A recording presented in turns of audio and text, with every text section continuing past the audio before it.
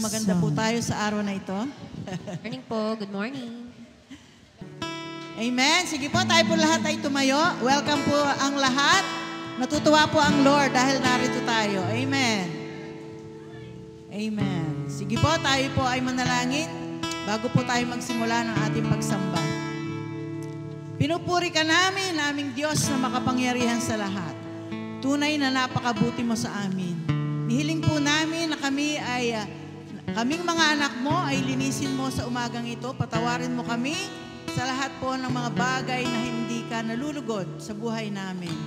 Linisin mo ang isip namin, ang puso namin, ang dila namin, Panginoon.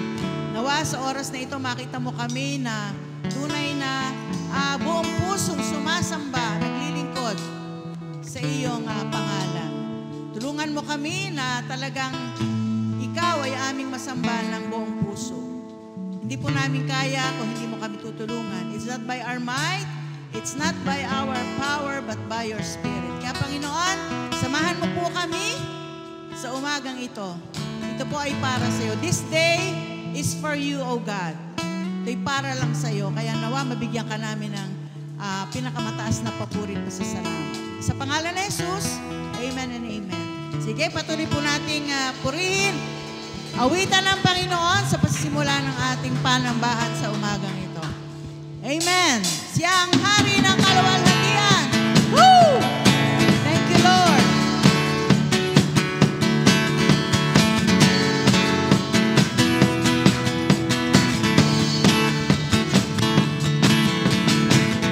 Hallelujah. Bless you. We honor you.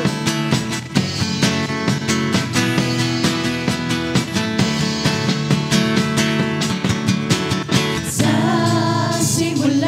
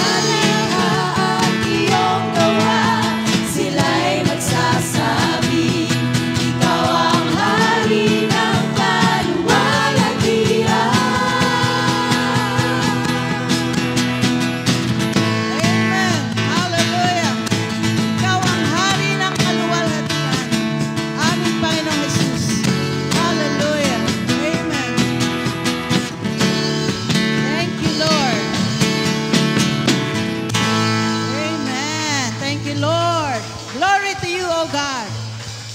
Siya lang ang hari ng kaluwalhatian. Amen? Siya ang Diyos ng mga Diyos at hari ng mga hari. Dapat lang siyang papurihan, sambahin, luwalhatiin, magpakailanman. Sige po, patuloy po nating awitan ang Panginoon. Siya po ang ating dapat bigyan ng pinakamataas na papurit pagsamba.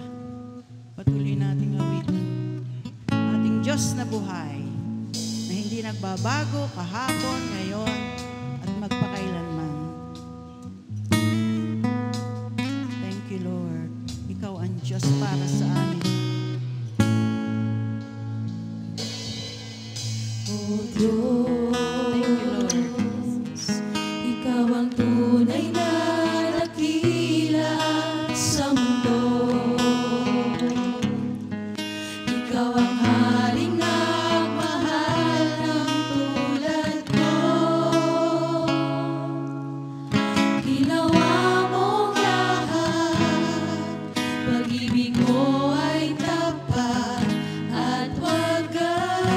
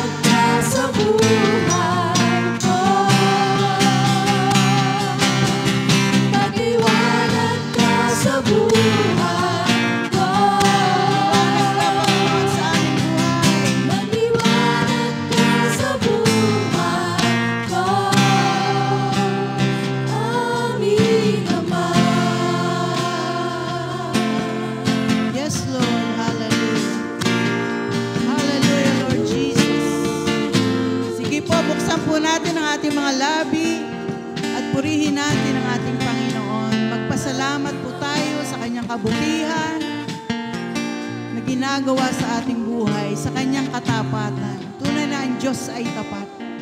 Hindi siya nagbabago noon, ngayon at magpakailanman. Karapat dapat kang purihin, Panginoon. Karapat dapat kang pasalamatan. Salamat po sa lahat ng biyaya, pagpapala, kagalingan, na patuloy na pinagkakaloob mo po sa amin. Salamat po sa proteksyon, O God, na patuloy na kami nagiging ligtas sa anumang gawa ng kaaway. Salamat po, Panginoon. Napakabuti mo, O God. Hallelujah, hallelujah. Panginoon, maraming salamat po. For you have been so good to us. You have been faithful to us, O God. Sa kabila ng mga pangyayari sa aming paligid, sa aming bansa, patuloy naming nararanasan ang iyong katapatan, ang iyong kabutihang walang hanggan. Maraming salamat po for choosing us. Salamat, Panginoon, dahil may pagkakataon pa na kami ay makarinig na iyong salita. May pagkakataon pa para kami ay magbago, Panginoon, sa mga mali naming gawin. Salamat po for giving us the chance, Panginoon, na magbago, Panginoon. Magbago at makilala ka pa namin ang lubos. Salamat po, Panginoon. Salamat po sa pag-ibig mo o hindi dahil sa biyaya mo, hindi kami makakatayo, Panginoon. Kaya Lord, maraming salamat po. Ikaw po ang mataas, ikaw po ang maluwalhati, ikaw po ang mabigyan namin ng parangal. Hindi lamang sa araw na ito, kundi sa buong buhay namin, Panginoon, na kami binibigyan mo pa ng kalakasan. Salamat po, Panginoon. Tanggapin mo po ang lahat ng papuri, pasasalamat at lahat ng kaluwalhatian. Sa pangalan ni Jesus, amen and amen. Palakpakan po natin ang Panginoon. Hallelujah! Ngayon naman po, babasahin po natin ang ating pag-aaralan sa umagang ito. Matatagpuan po natin sa John chapter 10 na po tayo. Malayo-layo na din po ang ating na hahayo. So buksan po natin ang ating mga Biblia. Sabay-sabay po natin itong basahin. Simula John chapter 10, 1 to 10. Okay. Sige po, sabay-sabay po natin itong basahin. Truly, I say to you, he who does not enter the sheepfold by the door, but climbs in by another way, that man is a thief and a robber. But he who enters by the door is the shepherd of the sheep. To him the gatekeeper opens. The sheep hear his voice, and he calls his own sheep by name and leads them out. When he has brought out all his own, he goes before them, and the sheep follow him, for they know his voice. A stranger they will not follow, but they will flee from him, for they do not know the voice of strangers. This figure of speech Jesus used with them, but they did not understand what he was saying to them. So Jesus again said to them, Truly, I say to you, I am the door of the sheep. All who came before me are thieves and robbers, but the sheep did not listen to them. I am the door. If anyone enters by me, he will be saved, and will go in and out and find pasture. The thief comes only to steal and kill and destroy. I came that they may have life and have it abundantly. Pinagpala po ng Panginoon ang pagkabasa ng kanyang banal na salita. Pwede na po tayong maupo sa presence of the Lord. Blessed morning to each and every one, no? Maski yung mga nasa online natin ngayon. So sa umaga pong ito ay magpapatuloy po tayo sa pag-aaral natin ng aklat ni Juan, no? Na kung saan ito yung mga kapahayagan ng Diyos kay Juan, isinulat niya. Tayo po ngayon ay nakikinabang sapagkat ipinapakilala ni Apostle John ang ating Panginoong Yesus bilang Diyos. At sa pagpapatuloy po ng pag-aaral natin ngayon, tayo po ay nasa kabanatang 10 at Pag-aaralan po natin simula una hanggang ikasampung mga talata. At mula sa talatang ito ay makikita po natin na nagkaroon ng kapahayagan ng Panginoon. Muli, sabi niya, I am the door. Kaya po ang titulo na ibinigay ko ay The Door of the Sheepfold. At mula po sa mga talatang ito ay tingnan po natin yung takbo ng mga pangyayari. So sa mga sitwasyon po, nagbigay ang Panginoon ng paglalarawan, no? Yung illustration. At dito po ipinakita the shepherd of the sheep, no? Sa verses 1 to 6. Ipinakilala kung sino ba ang nagpapastol sa mga tupa kontra sa mga magnanakaw, no? At sa pangalawang bahagi, sa verses 7 to 10, ay makikita natin anong ibig sabihin nito, no? Yung implication.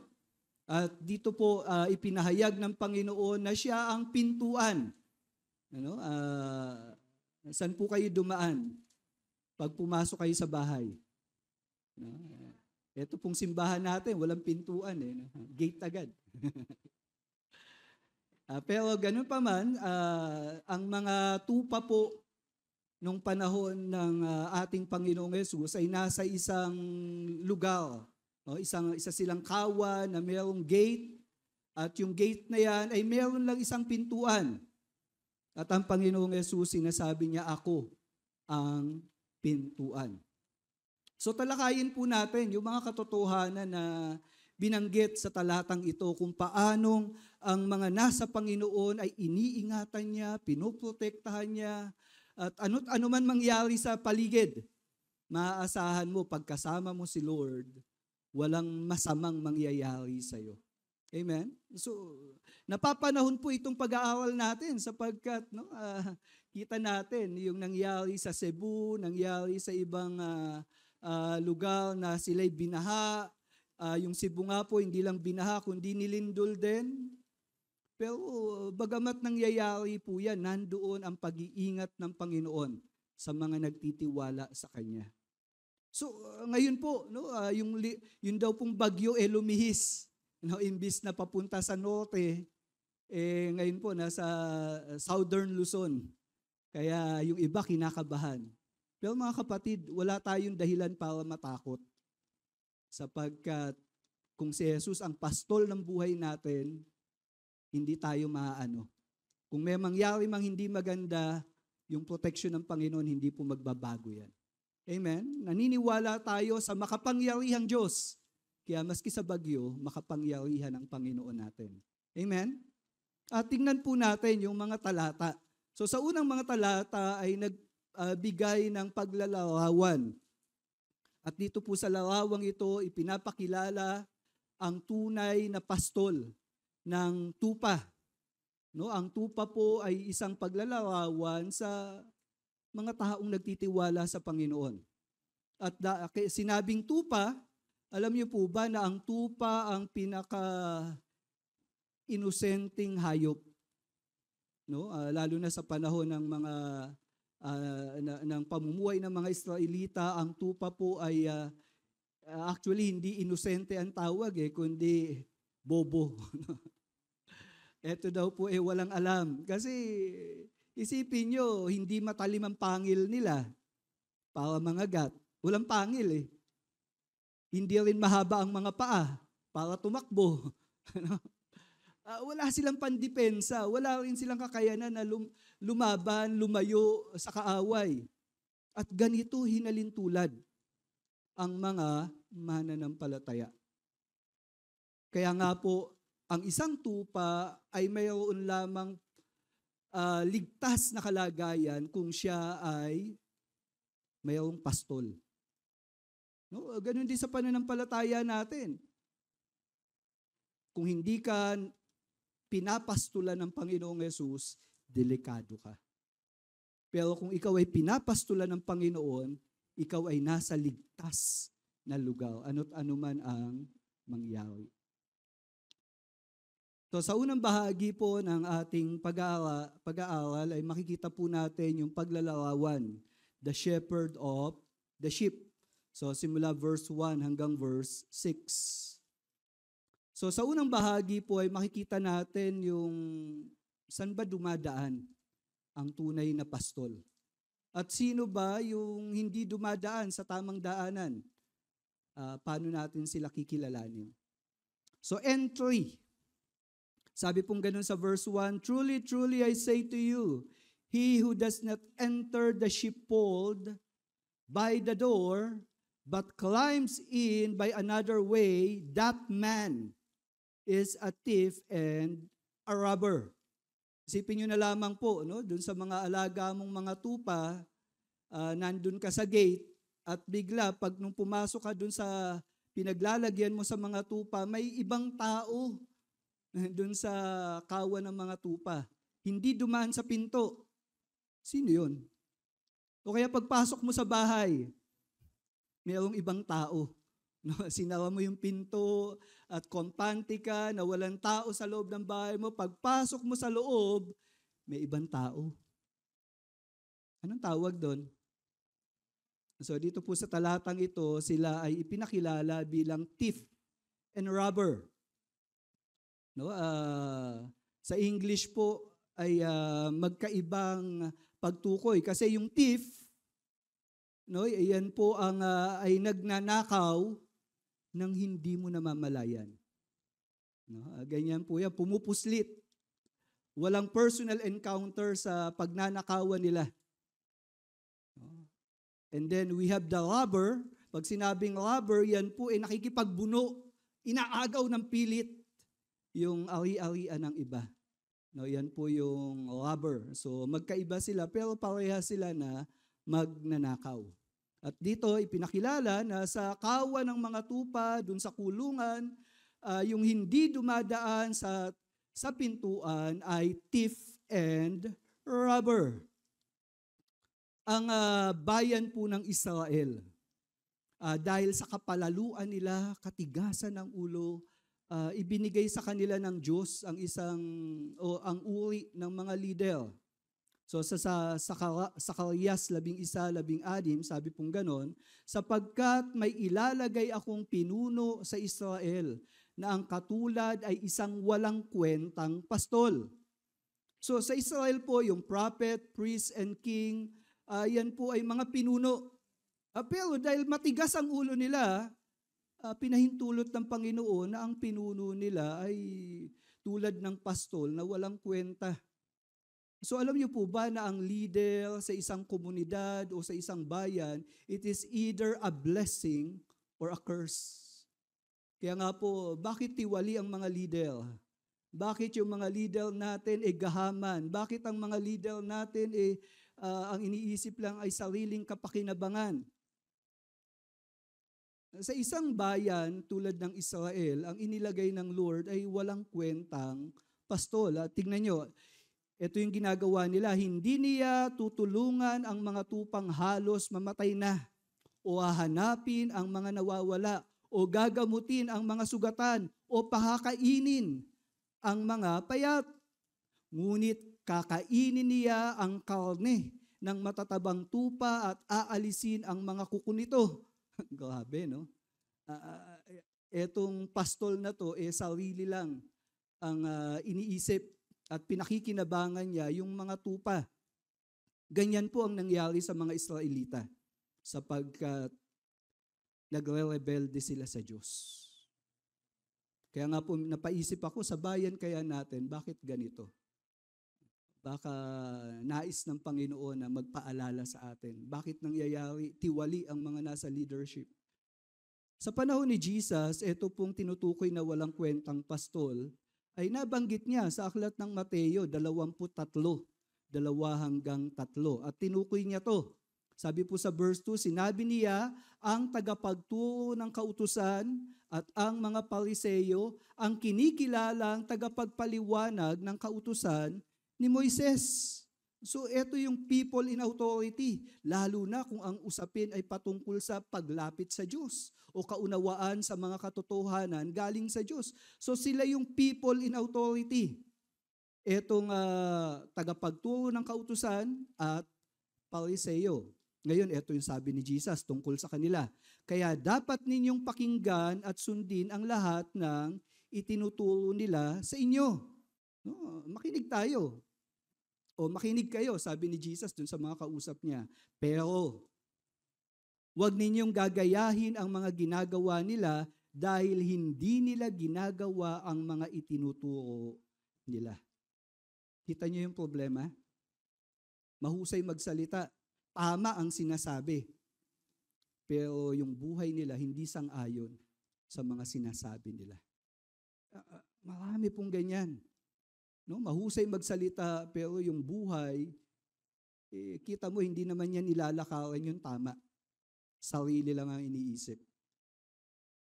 Mga religious leader, mga political leader, may mga ganyan. Tiwali. Pero ang usapin po natin dito ay mga religious leader. So tingnan natin, ito daw pala yung tinatawag na mga magnanakaw, thief and robbers.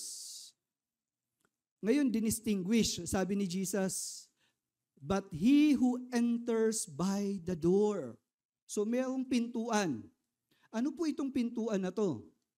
Sa Salmo 11, 7-8, makikita po natin ang mga katotohanan na ito ang nagsisilbing pintuan ng mga bagay tungkol sa plano at kalooban ng Diyos. Sabi po sa mga talata, ang kautusan ng Panginoon ay walang kamalian.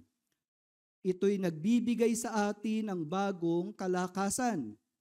Ang mga turo ng Panginoon ay mapagkakatiwalaan at nagbibigay kaunungan sa mga walang kaalaman. Ang mga tuntunin ng Panginoon ay tama at sa puso'y nagbibigay kagalakan. Ang mga utos ng Panginoon ay malinaw at nagbibigay liwanag sa kaisipan. So kung ang usapin ay pintuan, paano mo malalaman yung tama at mali, mabuti at masama? Ang batayan po natin dyan, o ang pinakapinto natin para makita yan ay ang kautusan ng Diyos. Ang mga turo ng Panginoon, ang mga tuntunin ng Panginoon, mga utos ng Panginoon. At makikita natin, ito'y nagbibigay ng, ito ay walang kamalian, mapapagkatiwalaan, tama, malinaw. Kaya naman ito ay nagbibigay ng bagong kalakasan, nagbibigay ng kaunungan, nagbibigay ng kagalakan, nagbibigay liwanag. So ito po yung pintuan na tinutukoy. Kaya nga kung merong magpapastol sa atin, hindi niya lalabagin ang malinaw na tuntunin, alituntunin, utos, at mga salita ng Panginoon. So anong batayan mo para malaman kung tamang pastol ang sinusundan natin? O itong pastol na to ay sinugo ng totoong pastol. No, anong batayan natin? Dapat siya ay pumapasok sa pintuan. So sa pagkakataon nito, ipinakilala, sabing ganon, but he who enters by the door is the shepherd of the sheep. So makikilala. Sa Ezekiel 34:15-16, sabing ganon, ako mismo ang magiging pastol ng aking mga tupa, at sila'y dadalhin ko sa kapahingahan, sabi ng Panginoong Diyos. Pansin niyo po dito, dahil nga tiwali ang mga nagpapastol sa bayan ng Israel, sabi ni Yahweh, ako mismo. At nung sinabi ng Panginoon na ako mismo, ito po'y nagkaroon ng kaganapan nang dumating ang Panginoong Jesus. So si Jesus, he represent Yahweh para pastulan ang bayan ng Diyos o ang bayang Israel particular. Ito po yung gagawin niya. Aking hahanapin ang nawawala at ibabalik ang naliligaw. Tatalian ang nabalian at palalakasin ang mahihina. So pansin niyo po dito, no, hindi pansarili ang kanyang naisin, kundi yung ikabubuti ng kanyang nasasakupan. So ito ang ipinapakilala, the shepherd of the sheep. At yung shepherd of the sheep is none other than our Lord Jesus Christ. At marami po tayong pag-uusapan patungkol sa katotohanan na yan, no? Dito sa Kabanatang 10. So tingnan po natin. At sabi pa nga po sa verse 3, sa unang salita, to him the gatekeeper opens. Ang Panginoong Yesus po, nung minsang nakikipagtalo siya sa mga Pariseyo, sa mga Saduseyo, at alam niya sa kanila na siya yung totoong sugo. Ito po yung ilan sa mga usapin na nagpapatunay sa Panginoon na siya talaga yung totoo. May iba pang nagpapatotoo tungkol sa akin. Kasi nga, kausap nila si Jesus, para bang self-proclaimed si Jesus. Pero sabi ni Jesus, hindi lang ako nagsasabi na ako yung sugo, kundi meron pang ibang nagpapatotoo sa akin, sabi sa verse 32. At isa pong nagpapatotoo sa kanya, ito po, si Juan. Alam po natin, no? Si Juan, ang sinabi niya ay totoo. Si Juan po ay propeta ng Diyos. And then, sa verse 36, ang mga gawaing ibinigay sa akin ng Ama upang gampanan ay nagpapatunay na ako ay sinugo ng Ama.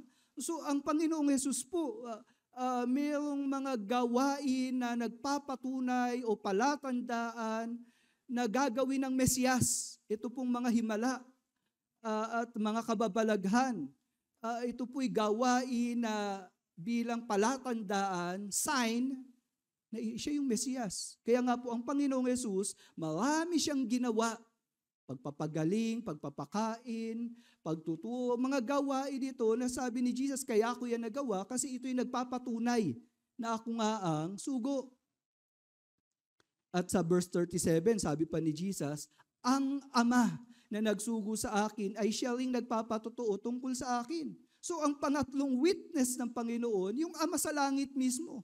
Mismo ang Ama sa langit, pinapaalam niya sa mga tao na nakakasama ng Panginoong Yesus na si Jesus ang sinugo. Yan po yung nangyari nung bautismo, di po ba? Sinabi ng Ama, ito ang aking kinalulugdan na anak. And then sa transfiguration, kasama si Juan, Pedro, Santiago, sinabi rin ng Panginoon, ito ang aking minamahal na anak, makinig kayo sa Kanya. So mismong Ama ang nagsasalita kaharap ng mga tao. At yun ay patunay na talagang siya yung sinugo. At hindi lang yun. Sa verse 39, sinasaliksik ninyo ang mga kasulatan. Ang mga ito ay nagpapatotoo tungkol sa akin. Maski ang kasulatan, yung kapahayagan ng Diyos na naisulat, yun din ay batayan na nagpapakilala kung sino talaga ang sugo ng Diyos. At etong mga nabanggit ko, yung propeta, yung mga gawain ng Panginoong Yesus, ang Ama sa langit, at yung kasulatan, sila yung pwede nating ituring na gatekeeper. At yung gatekeeper na to, yung totoong pastol ay pinapapasok nila. At sabi pong ganon, dahil nga nandyan ang tunay na pastol, yung mga pinapastolan niya ay ginagabayan niya sa paglalakbay. Merong journey. Sabi sa verse 3, tuloy natin, the sheep hear His voice. So isang katangian ng tunay na tupa ng Panginoon, ito ay nakikinig sa pastol. Sabi sa aklat ng Juan 8:31, kaya't sinabi ni Jesus sa mga Hudyo na nananampalataya sa Kanya, kung mananatili kayo sa aking salita, kayo ay mga tunay kong alagad. At dito po sa kabanatang ito, sa talatang 27, nakikinig sa tinig ko ang aking mga tupa. So dito makikita natin na ang tupa ng Panginoon ay may kakayanan at meron silang pagnanais na makinig sa kanilang pastol. At sabi po dito, and He calls His own sheep by name and leads them out. Makikita po natin dito na ang pagtawag ng Panginoon sa kawan ng kanyang mga tupa ay by name. Ano ibig sabihin? Ito'y isang personal na pakikipag-ugnayan at pakikitungo ng pastol sa kanyang mga tupa. Yung mga tupa binibigyan ng pangalan. Kami po walang tupa pero may aso. At may pangalan sila. Ganon din po, sa kawan ng Diyos, mayroong personal na pakikipag-ugnayan itong shepherd. Hindi po ba tayo magagalak na ganun pala ang pakikipag-ugnayan ng Diyos sa atin? Hindi kanya ikinukumpara sa iba, kundi ituturing kanya kung sino ka. At napakagandang bagay po niyan. Kinikilala tayo ng Panginoon bilang individual. At yan po yung makikita natin no, sa 2 Timoteo 2:19, sabi pong ganon, ngunit matibay ang saligang itinatag ng Diyos at dooy nakatatak. Kilala ng Panginoon kung sino ang sa Kanya. Ito'y personal na pakikitungo ng Panginoon sa bawat mananampalataya. At eto pa, at lumalayo sa kasamaan ang bawat tumatawag sa pangalan ng Panginoon. So, yung merong personal na relasyon sa ating Panginoon, meron silang paglayo sa lahat ng kasamaan. At sabi pa sa Pahayag 20:15, ang sino mang hindi nakasulat ang pangalan sa aklat ng buhay ay itinapon sa lawa ng apoy. So, personal name yan. Pangalan mo yan na nakasulat. Kaya nga po ang pastol natin, isang personal na pakikipag-ugnayan ang ginagawa. Kinakausap ka niya. Kilala ka niya. Alam niya ang kahinaan mo, alam niya yung kakulangan mo, alam niya yung nangyayari sa'yo. Alam niyo po ba na walang tao sa mundong ito na inalam niya maski bilang ng buhok mo? Sino po nagbilang ng buhok niyo? Alam niyo po, dahil sa sobrang concern ng Panginoon, ganito niya inilarawan ang pagpapahalaga niya sa bawat isa. Ang bilang ng buhok natin, alam ng ating Panginoon. Amen? Kasi siya'y personal na Diyos, bagamat marami tayo, personal ang pakikitungo niya sa'yo. Kaya nga po, walang nangyayari sa'yo na katulad ng sa iba. Pwedeng kahawig, pero iba ang trato ng Diyos sa'yo.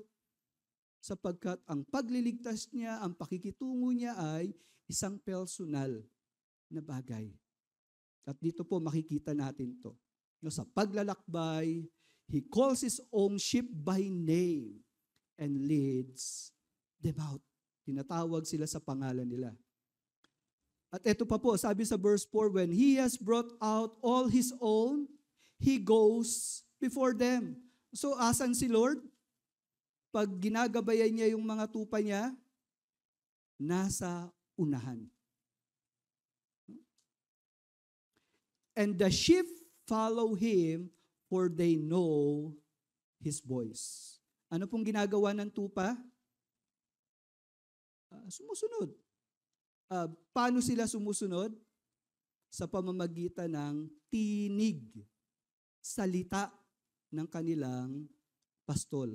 So ang isang tupa ay nagkakaroon ng kakayanan at pagkakilala sa tinig pa lang ng kanilang pastol. Kaya nga po sa verse 5, dahil kilala niya ang kanyang pastol, sabi sa verse 5, a stranger they will not follow, but they will flee from him, for they do not know the voice of strangers. So, ang tupa po, ganyan ang kakayanan niya eh. Kaya nga kung ikaw ay nasa Panginoon, kilala mo si Jesus at patuloy mo siyang nakikilala. Sa aklat ng mga awit, isa hanggang 2. Ito po yung natural na tugon ng isang mananampalataya sa ating Panginoon. At dito, tinawag ang tunay na mananampalataya bilang pinagpala. Mapalad ang taong hindi nakikinig sa payo ng masama, hindi sumusunod sa masama nilang halimbawa, hindi siya nakikisama sa mga kumukutya at hindi nakikisangkot sa gawaing masama. Sa halip, kasiyahan niyang sumunod sa kautusan ni Yahweh. Binubulay-bulay niya ito sa araw at gabi. Pansinin niyo, ganito ang natural na sistema ng buhay ng mga tao na pinagpala ng Diyos. Dahil sila'y pinagpala, pagka may payo yung masama, ano ginagawa nila? Di sila nakikinig. Pagka mayroong mga masamang halimbawa, ano ginagawa nila? Hindi nila ginagaya. Pag mayroong nangungutya sa Diyos, hindi sila nakikisangkot. Natural yun sa mga tao na sumasampalataya sa Panginoon. O balik rin natin. Paano yung hindi sumasampalataya? Ito. Pag may payo na maski na hindi kalooban ni Lord, nakikinig sila. Pagka mayroong halimbawa, may ginagawa yung iba na tiwali, yung hindi mananampalataya, sumusunod, ginagaya, maski mali. And then pag may nangungutya, masaya pa silang nakikinig. Yun po ang hindi mananampalataya. Ang tunay na mananampalataya, ang kasiyahan niya. Sabihin niyo nga po, kasiyahan. Saan ka masaya? Ang tunay na mananampalataya, kasiyahan niya ang mga kautusan ng Diyos. Binubulay-bulay niya.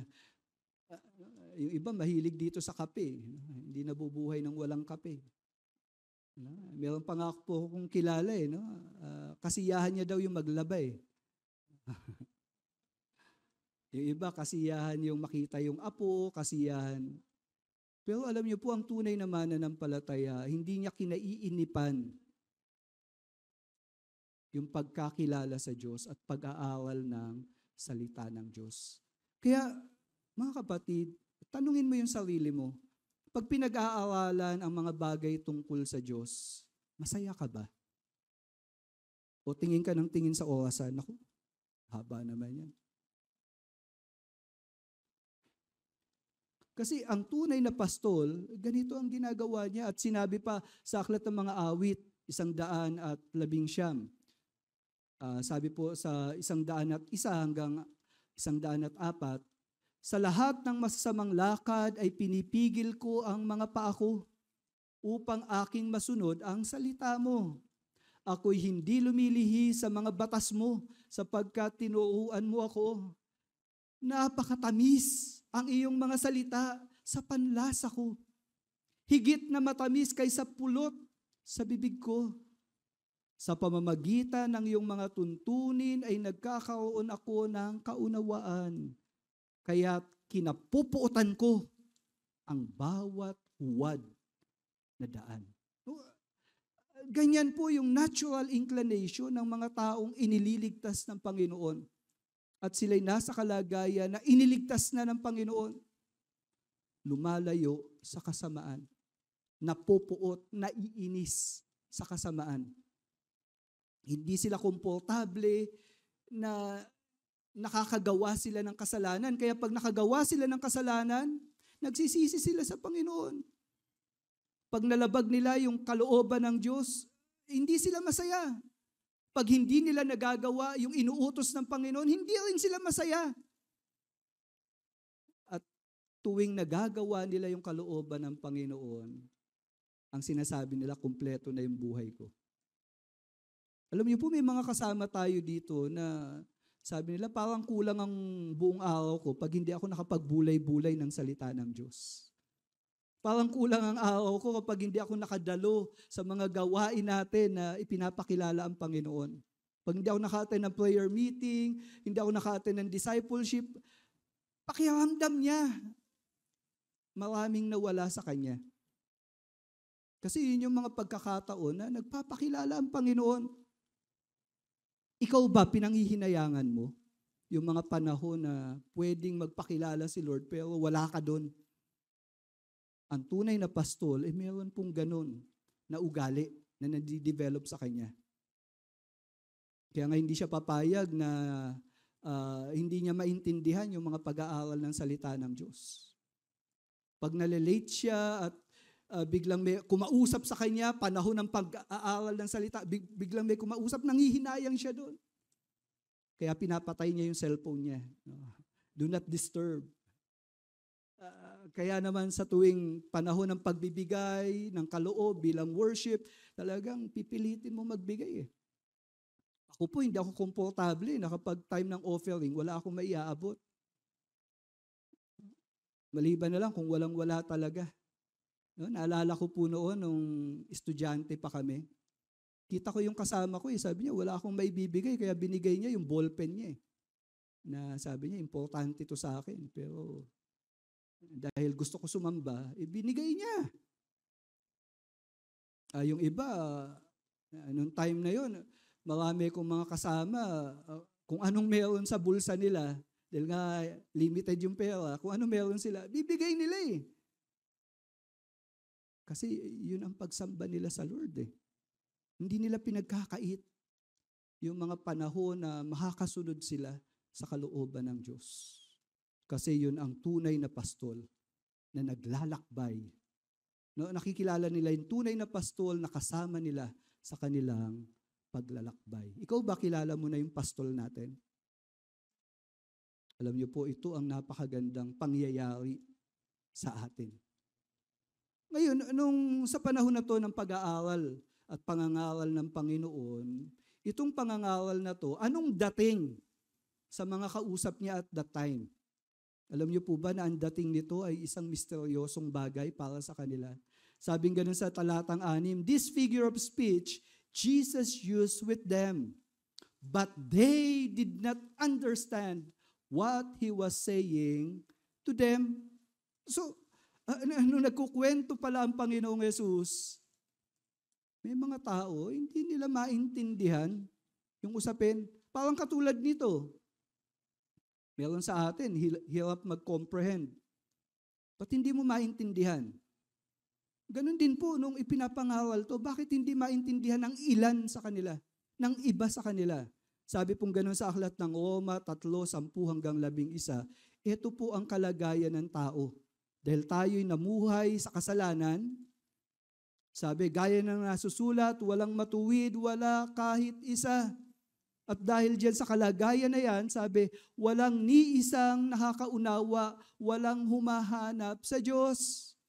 Pansin nyo, yung nakakalungkot na kalagayan natin bilang makasalanan, hindi natin maintindihan ang Diyos.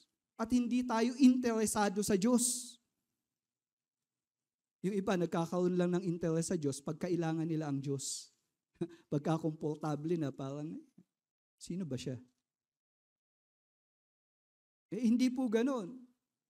Kundi hinahanap mo ang Panginoon dahil naunawaan mo, gusto ko siya sambahin.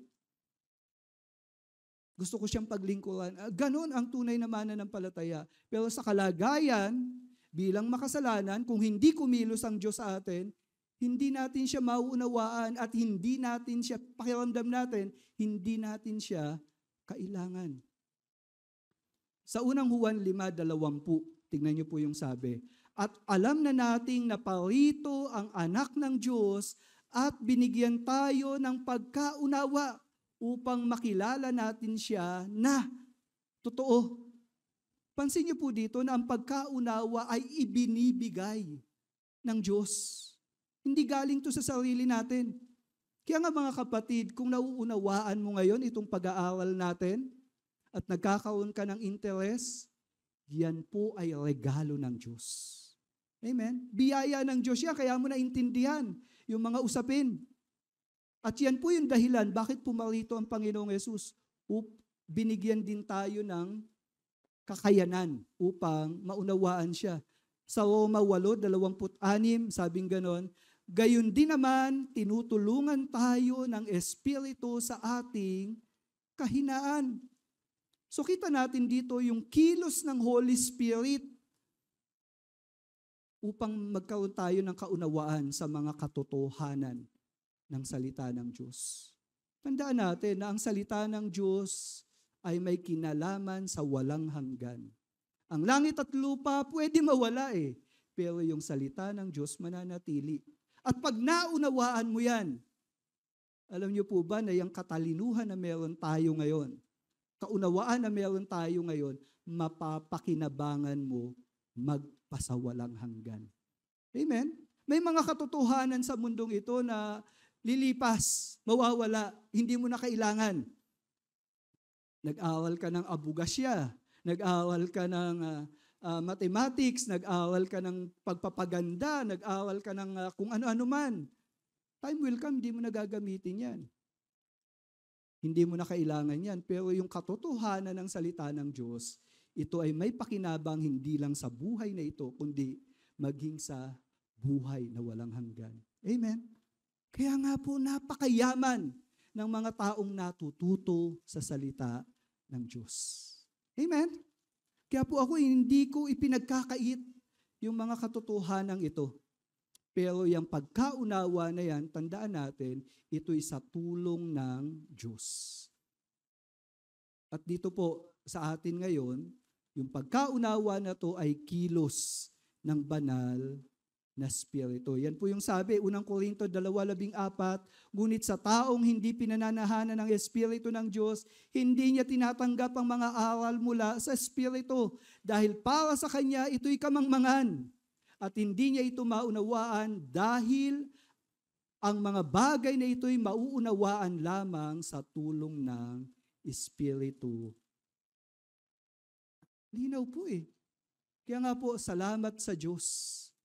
Salamat sa Panginoon kung nagkakaroon tayo ng kaunawaan. Ito ay biyaya niya. Pero sa iba, yung hindi makaunawa, alam niyo po, ngayon pa lang, baka may kasalanan kang pinaggagawa.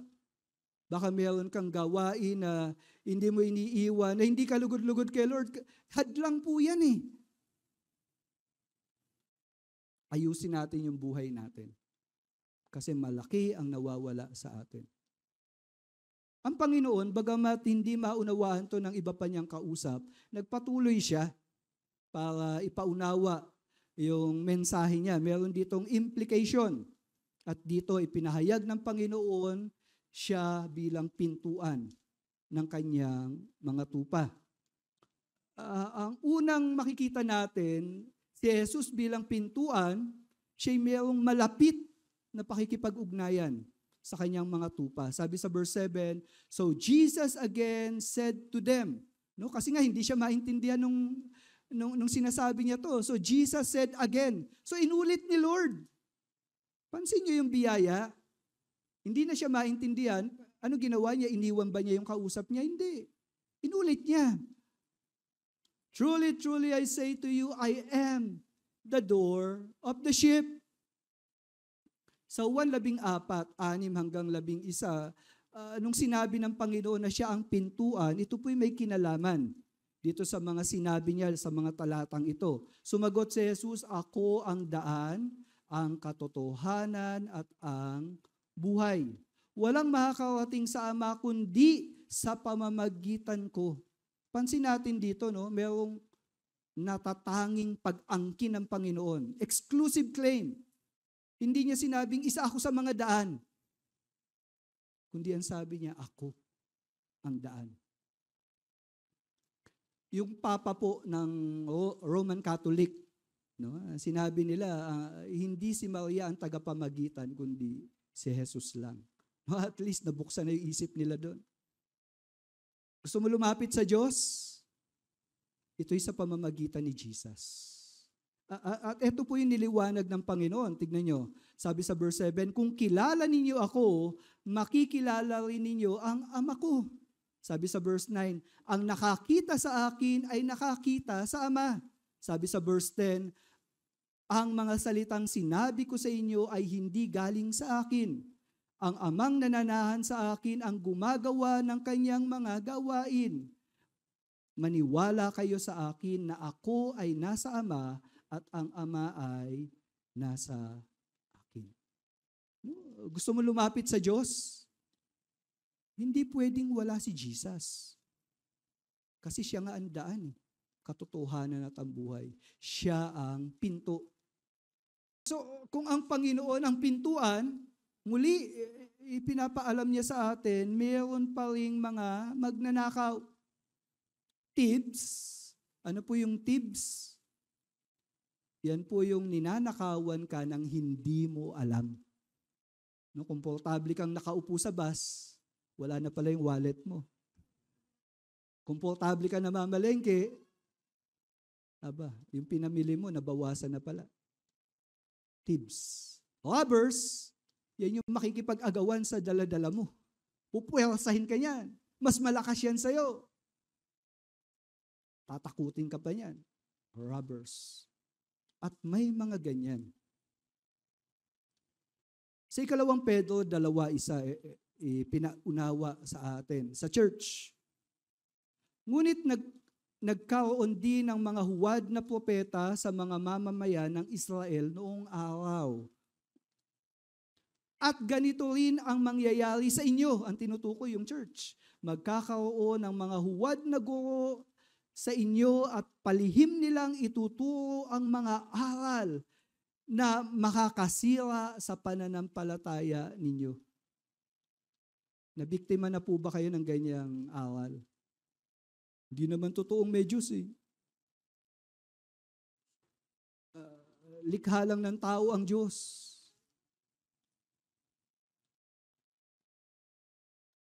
Walang Diyos. Naririnig niyo po ba yung mga salita na yan? Wala namang kaluluwa ang tao. Pag namatay siya, tapos na. Yan po yung materialism. At marami pong aral na ganyan. Lahat tayo pupunta sa langit. Mabait ang Diyos. Mahal ka ng Diyos. Kanino galing yung mga aral na yan? At pumasok sa church yan. Yung iba, ang batayan ng pagiging totoong simbahan, dapat mayaman tayo. Dapat masaya tayo. Hindi ka magkakasakit.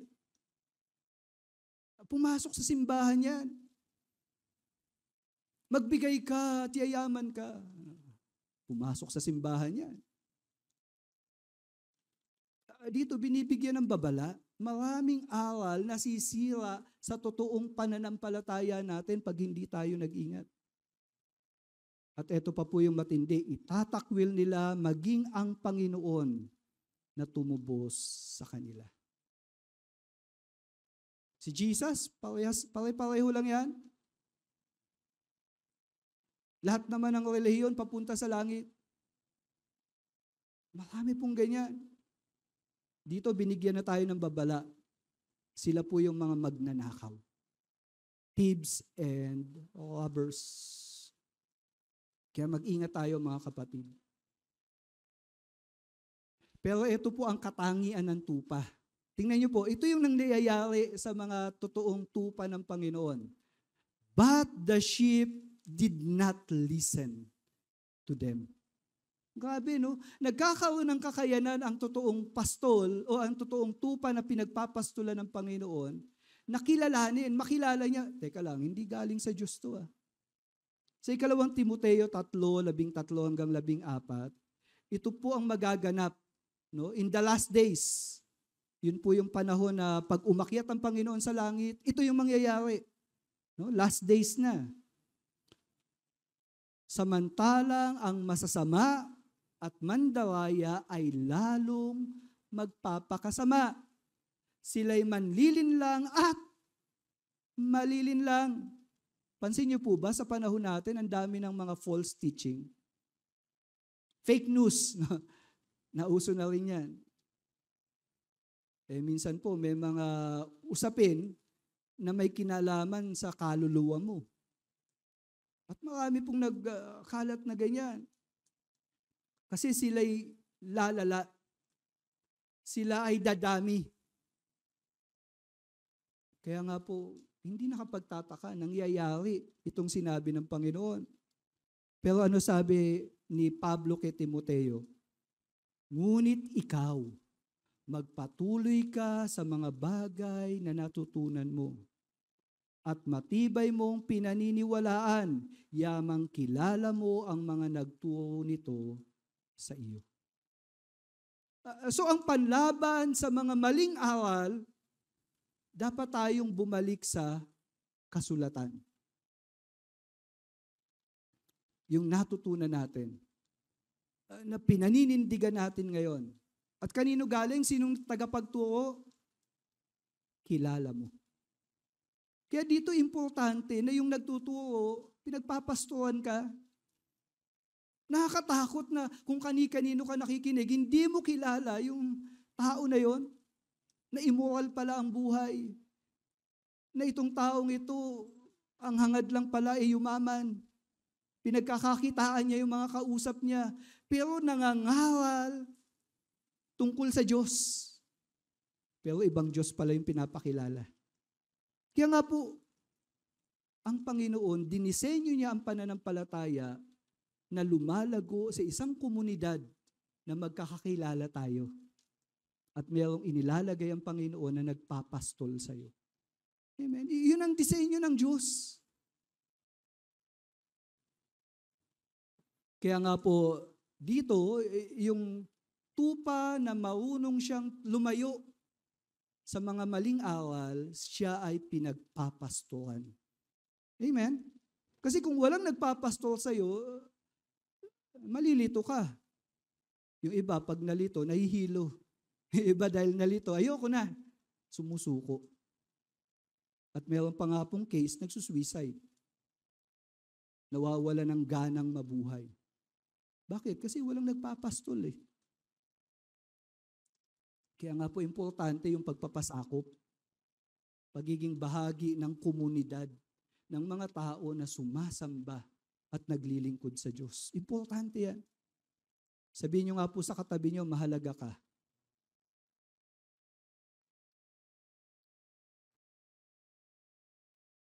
Hindi tayo nabubuhay na mag-isa lang. Amen? Kaya ka nandito ngayon. So activity, ano nangyayari sa pastulan? Ito po yung sinabi. Sabi ni Jesus, I am the door. If anyone enters by me, he will be saved. And will go in and out and find pasture. Hindi po tumitigil ang buhay. Maski may bagyo, maski may unos, nagka-problema tayo. Kailangan nating maglakbay. Kailangan nating tumayo. Hindi po madali ang mabuhay. Kailangan nating lumaban. At itama ang mali. At mangyayari lamang ang matagumpay na buhay kung ikaw ay pinagpapastulan ng ating Panginoon. You will go in, you will go out, and find pasture. Sa Salmo 23, 3-4, si David po, bagamat yung panahon niya, gera, may nagbabanta sa buhay niya, walang stable na buhay, pero ito yung nakita niya. Ito ang naging kaligtasan niya. Tignan niyo yung sinabi niya. Panibagong kalakasan, ako'y kanyang binibigyan. Pinapatnubayan niya ako sa tamang daan upang siya'y aking maparangalan. Kahit dumaan ako sa pinakamadilim na libis, hindi ako matatakot dahil kayo ay aking kasama. Ang dala niyo'y pamalo, ang sa akin ay nag-iingat. Ang inyo namang tungkod, ang gumagabay at nagpapagaan sa aking kalooban. Kapag ang nagpapastol sa iyo si Jesus, meron kang proteksyon dahil sa kanyang presence at nararanasan mo yung kanyang provision at kumikilos yung kanyang power. Grabe si Lord. Saan ka pa? Di ba? Kaya nga sabi ni David sa verse 1, ang Panginoon ang aking pastol, hindi ako magkukulang. Kaya ang feeling mo ngayon, maraming kulang. Baka kulang-kulang ka. Hindi. Iba pala yun. Bakit? Kasi baka hindi si Jesus. Hindi ka nagpapahinga sa kamay ng Panginoon. Salmo 46, 1-2, pansinin niyo po ito. Siya'y laging nakahandang sumaklolo sa oras ng kagipitan. Kaya huwag tayong matakot Ano sumunod? Kahit lumindol man at gumuho ang mga bundok, no, yan po yung landslide, at bumagsak sa karagatan. Yes, may bagyo. Yes, may banta ng earthquake. Pero matibay ang Panginoon na kaya kang ingatan. Amen? Maski na may epidemya dyan, ang Panginoon ang nakahandang sumaklolo. Amen? Juan 14. Ayan, pakipatay ulit ang MMR.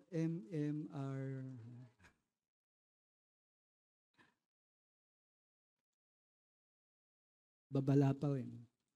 John 14, 15, 21, and 23. Tignan niyo po ito. Mas nararanasan natin yung personal na pakikipag-ugnayan ng Panginoon kapag tayo ay sumusunod sa Kanya. Sabi pong ganon, kung minamahal ninyo ako, susundin ninyo ang aking mga utos. Mahal mo ba si Lord? Binibigyan tayo ng kakayanang sumunod. Kaya sumunod ka na. Ito po nangyayari. Ang nagtataglay ng mga utos ko at tumutupad sa mga ito ay siyang nagmamahal sa akin. So kita natin dito yung kakayanan para sumunod sa utos ng Panginoon. At siya na nagmamahal sa akin ay mamahalin ng aking Ama. Mamahalin ko siya at ihahayag ko ang aking sarili sa Kanya. Alam niyo po, ito yung pinakamasarap na pwede mangyari, yung maramdaman mo yung pagmamahal ng Panginoon. May love life ka ba? Yung iba malungkot pag walang love life eh. Pero alam niyo, kung ikaw ay mananampalataya, may love life ka. Sabihin niyo nga sa katabi niyo, may love life ka. Kasi si Jesus ang nagmamahal sa atin. Amen? At sabi pang ganon, mamahalin ko siya at ihahayag ang aking sarili sa Kanya. So, mas magpapakilala si Lord eh.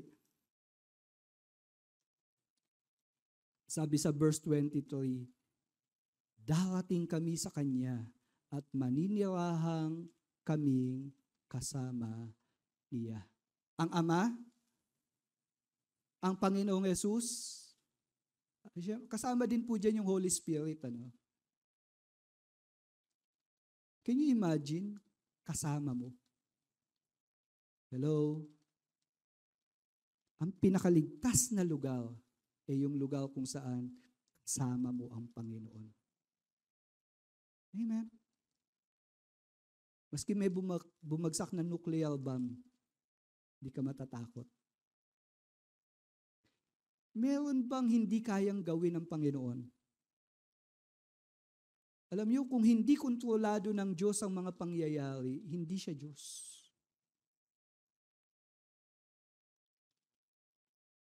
Ako po ang kilala kong Diyos. Maski yung pinakamaliit na materyales, no, yung molecules, atom and protons, yan po yung tawag, kontrolado ng Diyos yan. Amen.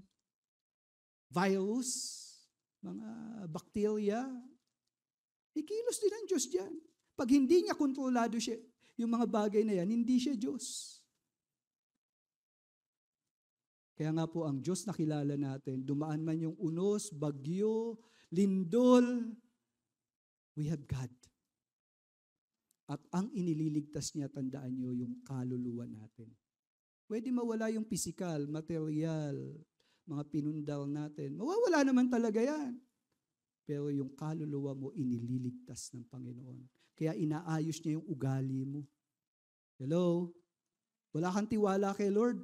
Gagawa siya ng paraan para matuto ka magtiwala sa Kanya. Yung bang wala kang pera pero kailangan mo mag-tithes. Wala kang pera pero kailangan mo Hello? Di ba ganyan? Yung may sakit ka, nanghihina ka pero magbabasa ka ng Bible. Mananalangin ka dahil mahal mo ang Panginoon. Ba't mo mahal si Lord? Kasi una kanyang minahal. Amen. Unang nagmahal ang Panginoon. Pinakita niya yun sa krus. Makasalanan tayo, hindi tayo mabuti. Nakakayamot nga tayo sa harapan niya. Makasalanan tayo pero ibinigay yung anak niya. Hindi tayo karapat-dapat, pero namatay si Jesus para sa kasalanan natin. That's love. Pinatawad tayo sa kasalanan natin dahil gusto niya tayong patawarin. Amen. Yan po yung benepisyo ng pagkilala kay Jesus bilang pastol. You are safe. Pero ito po, the thief comes only to steal and kill and destroy. Steal, ninanakawan ka, hindi mo alam. O kaya naman pinupwelsa ka. Steal. And then pag ninakawan ka niya, kill. Grabe. Kaya po maraming buhay ngayon, hiwalay sa Diyos eh. Walang interest sa Diyos. Hindi mo alam, yung appetite mo ng paglayo sa Diyos, ninanakawan ka na ni Satanas. Kaya hindi mo maranasan ng Diyos, kaya takot kang sumunod sa Diyos, marami ng katuruan na nilalagay sa isip mo. And then, tignan nyo, steal, kill, ano yung pangatlo? Destroy, yung kaluluwa mo. Makakasama niya na sa impyerno. Destruction.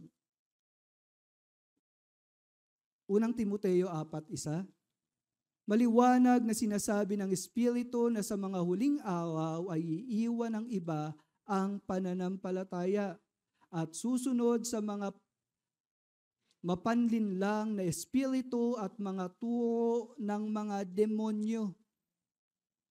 Hello? May demonic teaching na unknowingly, dahil hindi mo kilala si Jesus, lumalayo ka na sa Kanya. Ito, sinulat nung, hindi po si Judas na nagtatwa ito, no? Kapangalan lang. Sa Jude, yung verse 4, sapagkat lihim na nakapasok sa inyong samahan ang ilang taong ayaw kumilala sa Diyos. Hindi po kisimbahan safe. Nakikita niyo po, minsan may nakakapasok. At lihim. Binabaluktot nila ang aral ukol sa kagandahang loob ng Diyos at kinakasangkapan ito upang pagbigyan ang kanilang kahalayan. Meron pong nagtayo ng relihiyon at gusto niya marami siyang asawa. Kaya yung batas na pinanukala niya, pwede kayong mag-asawa. Mas malapit kayo sa Diyos pag mas marami kayong asawa. Hello? Alam po natin na isa sa 10 utos, do not commit adultery. Bagamat may mga tao na maraming asawa, no, si David, ilan yung asawa niya, si Solomon. Si Solomon nga po, 300 yung asawa, ang kabit, 700 yung asawa, 300 yung kabit. Bagamat ganon, tandaan niyo po, hindi po sinabi ng Diyos na mabuti yun. Kinundi na pa rin niya yun. Kasi may batas siya. At marami pong mga aral na hindi galing sa Diyos. Sabi nga po dito, mga aral na galing sa demonyo mismo. Ayaw rin nilang kilalanin si Jesucristo. So, yung paglayo kay Jesus, nangyayari yan. At yan ang nagdudulot ng kapahamakan. Pagkasira, pagkawasak, at kapahamakan. Pero kinontra po ng Panginoon ng totoong pastol yung ganyang gawain. Sabi niya, I came that they may have life and have it abundantly. Grabe, buhay. Sino po dito ang may hawak ng buhay niya? I mean, yung buhay mo ba hawak mo?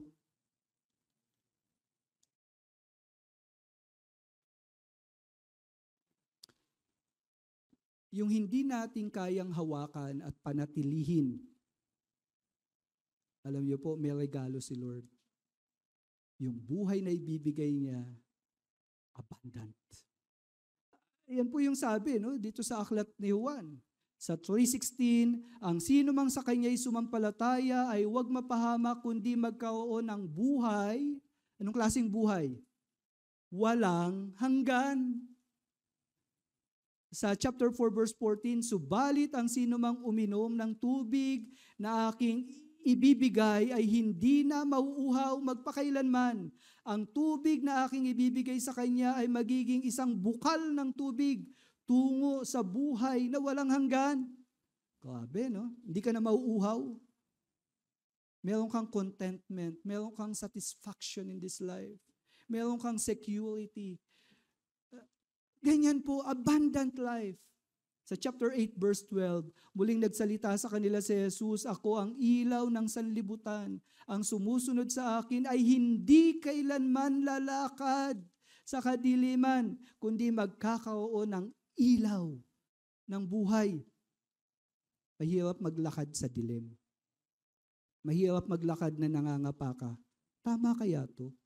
Siya nang kaya talaga? Marami tayong mga desisyon at kailangan pagdesisyonan. Mahirap gawin yan pag madilim. Pag malungkot ka. Pag may nangyayaring hindi mo kontrolado. Mahirap gawin yan madilim. Pero anong benefit ng nasa Panginoon? Liliwanagan ka niya. Makikita mo, oops, kaya pala ako may pagsubok para tumatag ako. Kaya pala ako may sakit para matuto ako magtiwala kay Lord. Kaya pala may lindol, may bagyo para matuto ako mag-pray. Madalang kasi ako mag-pray eh. Hello? Kaya pala nawala yung gamit ko para matuto akong magtiwala lang sa Panginoon. Hello? Di ba? Nakikita mo ng maliwanag yung ginagawa ng Diyos para baguhin ka niya, para ayusin ka niya. Amen? Kasi inililigtas ng Panginoon yung kaluluwa natin. Amen? Sino po may kaluluwa dito? Yung iba wala, sorry. Alam niyo po ba, mas mahalaga ang kaluluwa mo kaysa sa material na gamit mo. Mas mahalaga yung kaluluwa mo kaysa sa bahay mo. Sa career mo, mas mahalaga yung kaluluwa mo. Kaya nga, pasalamat ka sa Diyos kung ginagamit niya yung mga bagay na yan. Minsan nawawala yan para maligtas ka. Kasi ang ibibigay niyang kapalit, abundant life. Amen? Kaya nga po in summary, sa illustration, the shepherd of the sheep is Jesus. Shepherd enters by the door and leads the sheep by his voice or words. No, ganyan ang pangunguna ng Panginoon sa atin. Salita niya. Kaya po, hindi nakapagtataka, ipinasulat ang salita ng Diyos.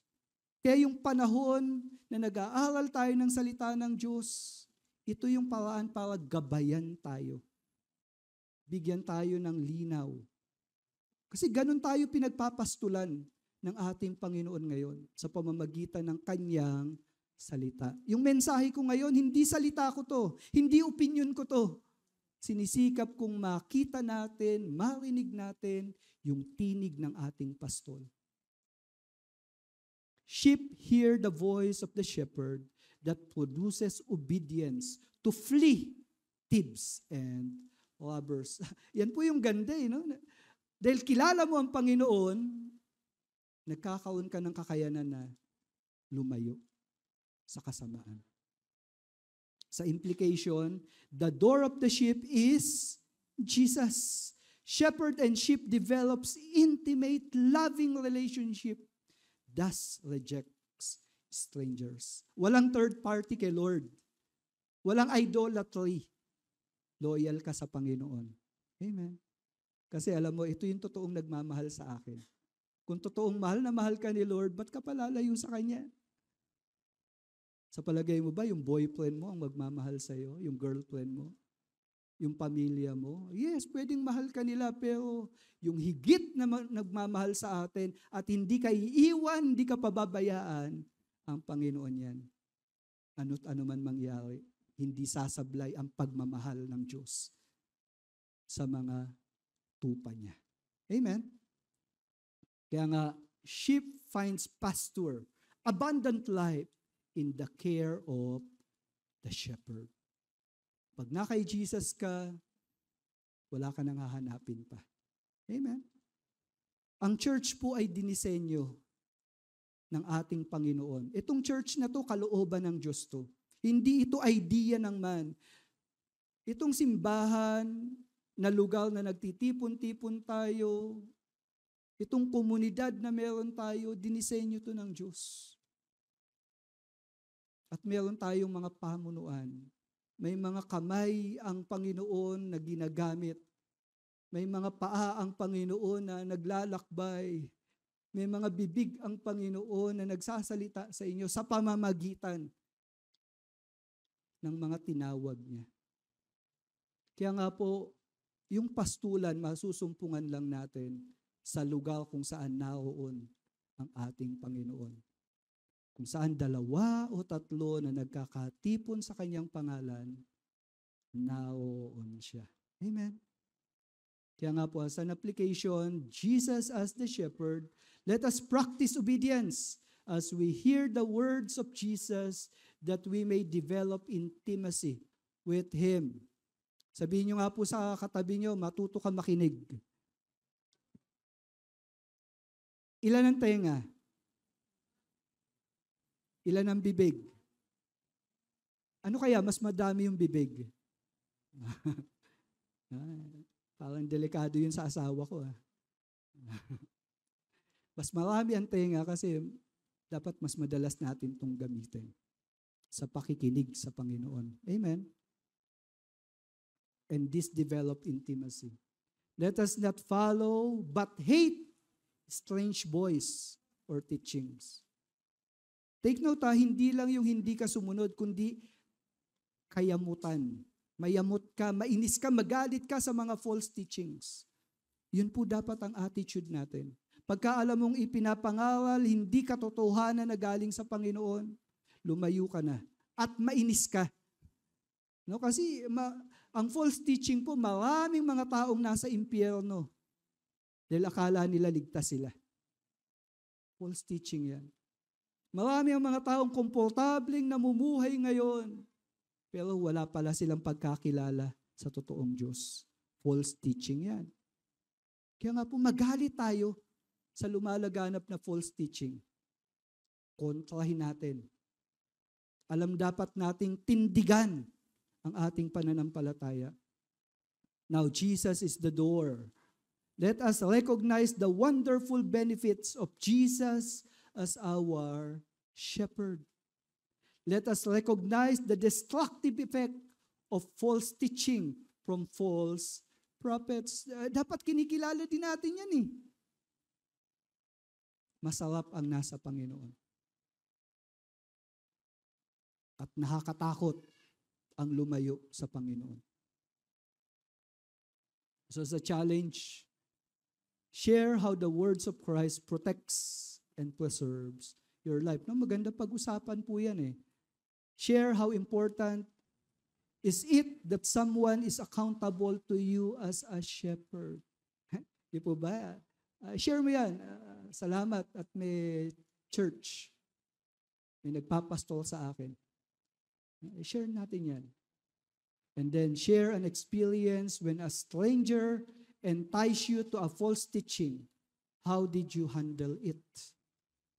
And lastly, share your excitement knowing that only our shepherd can give us an abundant life.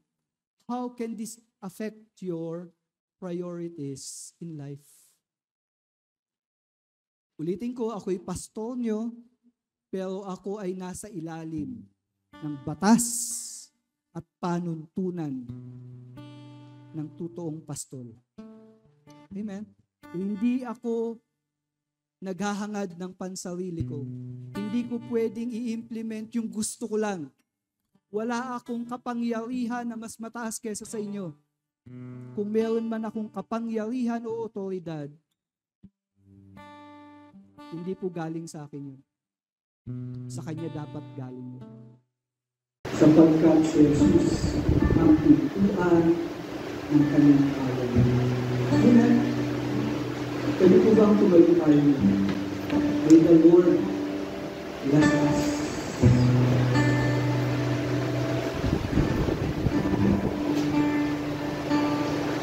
Napakasarap po po yung Panginoon. Bilang tugon. Kaya tayo umaawit pagkatapos ng pangangawan. Ikaw naman at ang Diyos. Kapag tayo, ano gagawin mo ngayon? Ano yung pinapaalala sa iyo ng Panginoon habang nag-aawit tayo? Anong pinakausap ng Panginoon ngayon? How will you respond? Sige po, huwag kong naatin muna isipin paano tayo ulit. Isipin natin ngayon, Lord, sinabi mo itong mga katotohanan na ito. Ito po ako sa inyo.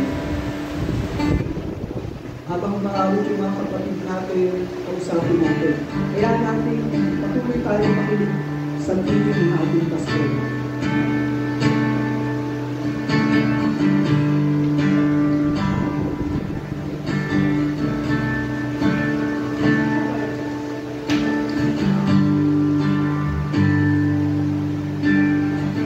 Let us just worship the Lord. A shepherd of our soul.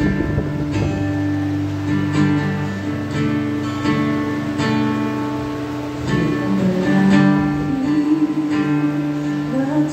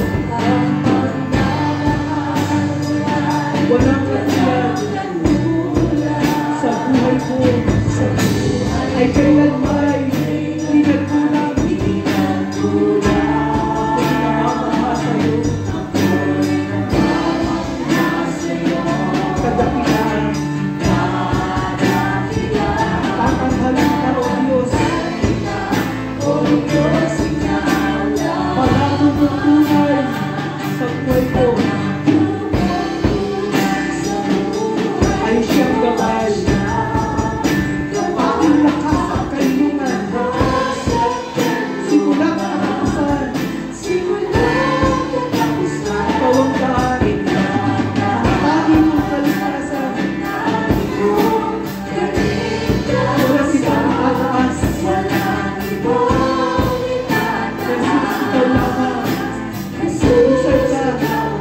Pangako ng buhay. Sa buhay ko, ang siyang gabay. Aking lakas at kalinungan. Simula katapusan. Ikaw ang daan. Ang aking kaligtasan. Wala bang tataas.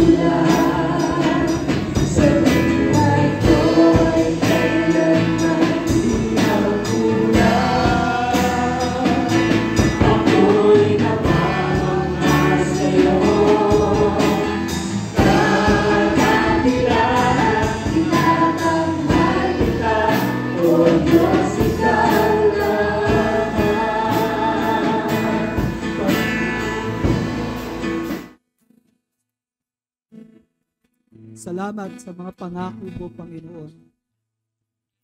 Salamat, Panginoon, dahil Ikaw ang aming kalakasan. Salamat, Panginoon, sapagkat simula una ng aming buhay, lalo na sa pananampalataya, hanggang dulo ng aming buhay, sasamahan mo kami. Kaya naman, Panginoon, batid namin dahil Ikaw ang daan, Ikaw ang katotohanan, Ikaw ang aming kaligtasan at wala nang iba. Narapat lamang na Ikaw ay aming itaas, itanghal, sapagkat wala kang katulad. Mga kapatid, bago tayo lumabas sa lugar na ito, siyasatin po muna natin ang ating mga sarili. Si Jesus na ba ang pastol ng buhay mo? Nakikinig ka ba sa kanyang tinig?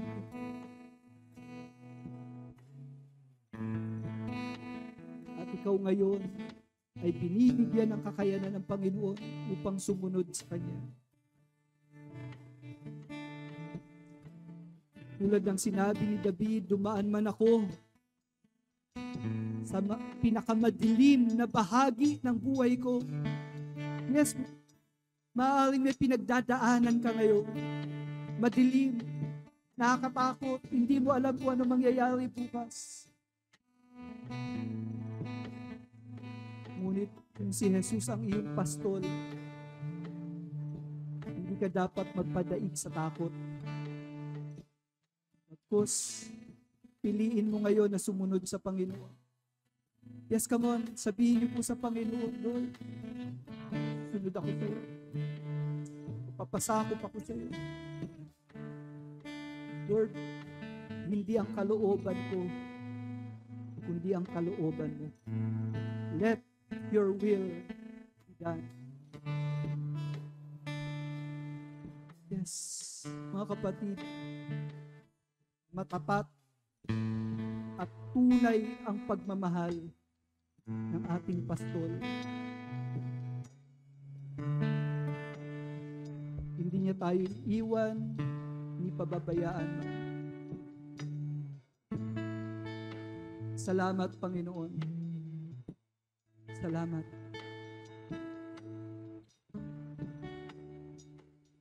Sa paglabas po natin sa lugar na ito, nais kong ipahayag ang pagpapala ng Panginoon. Batid po natin na pinagpala na tayo ng Panginoon sa pamamagitan ng Kanyang salita. Nawa, sa pansamantalang paghiwa-hiwalay natin sa lugar na ito, matanggap nyo ang pagpapala ng Panginoon. May the Lord bless you and keep you, and may the face of the Lord shine upon you, and may the precious, loving name of our Lord be upon you. In the name of the Father, of the Son, and of the Holy Spirit, everyone who agree, say aloud, Amen. Palakpakan po natin ang Panginoon.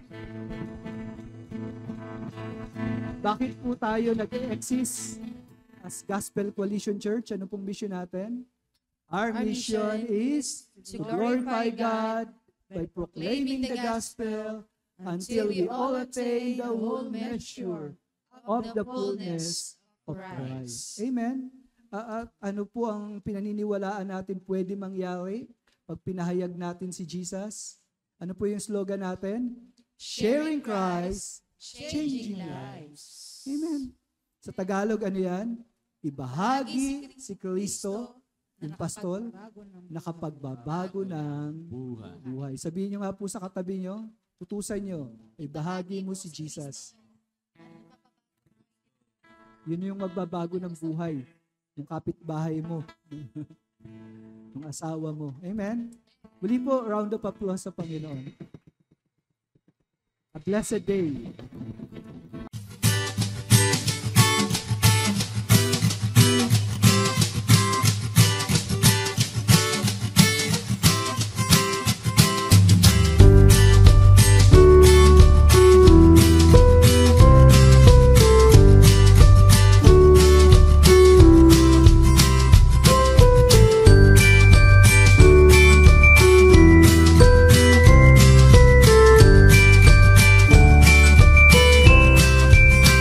GCC, Gospel Coalition Church. Our mission is to glorify God by proclaiming the gospel until we all attain the whole measure of the fullness of Christ. Sharing Christ, changing lives.